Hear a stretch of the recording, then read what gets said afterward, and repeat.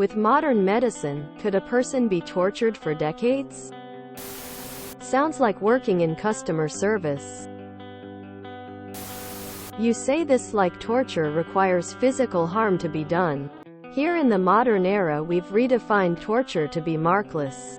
Even just squatting in the wrong position and not being allowed to move is torture and can cause long-term damage.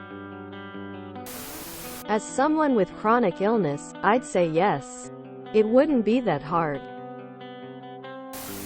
My example is not something that could happen for years, but it is extreme. The cartels are able to do extreme damage to people and keep them alive using drugs. They don't last that long, but they can basically melt the skin off your face and have you survive for way too long. This already happens. Lots of people end up rotting away in nursing homes due to catastrophic injuries or diseases that leave them unable to communicate or do anything for themselves. But sometimes families aren't ready or willing to let them go, so we keep them alive indefinitely. I have always felt that this is very cruel. You must define torture first, but generally, yes. Probably you would only need antibiotics, needle and thread. There was a cartel that kept a dude awake with drugs and tortured him for a while. I don't recommend the video. A lot of people here who have never been tortured, me included. We need to learn to die better than live longer in pain. Modern medicine is torturing lots of people every day. So let me tell you a little story about a place called Gitmo, a towel and a bucket of water. Dad had dementia, Parkinson's, PTSD and several strokes. Thanks to modern medicine, it took him 40 years to die. I've got epilepsy. I've been tortured and healed for 2.5 decades by my own brain and body. The modern medicines that I've been prescribed have more negative side effects than just about anything else I can think of, and it's the better alternative. Thumbs up, thumbs up. I've got some cool scars, some great stories, but I'll also continue to be tortured and healed by my own brain and body for the rest of my life. I guess it depends what you consider torture, though. We're doing it now with the elderly. Not a doctor, but many of the strains torture put people through our modern medicine could not repair. You could certainly make it last longer, but not into 80s.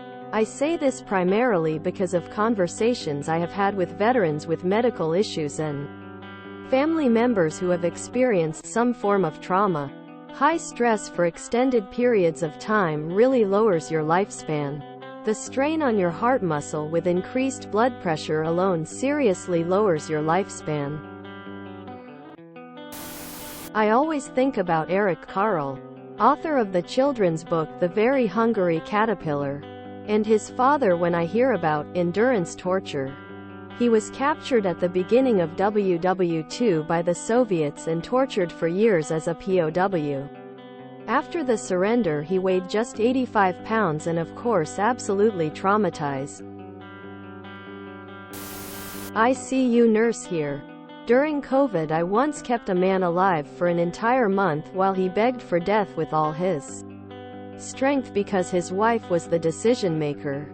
The man was a preacher and she said, he's so close to dying that he must have seen what's on the other side. He needs to tell people what he saw.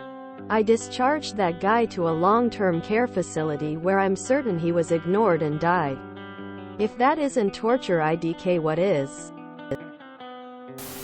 IDK if we need some regime or dictatorship. The US was doing exactly this to suspected terrorists, even American citizens, in the 2000s. I have had extreme chronic pain every minute of every day for 36 years now. I vote yes. You can be tortured for decades. I mean, living in a nursing home is virtually torture, and I work in one. Yes. In fact, Here in Mexico you can hear some testimonies from doctors who have been kidnapped by the cartel or forced to work with some specific patients so that they recover and can continue torturing them or prevent them from dying to obtain certain information. Unfortunately, if the doctor fails, they also usually kill them. Since this occurs in rural, most of the time, areas, but it is not so uncommon. If you enjoyed this video, please check out our playlists full of similar content. TooAfraidToAsk is like doom scrolling for your ears. Please like, share, and subscribe.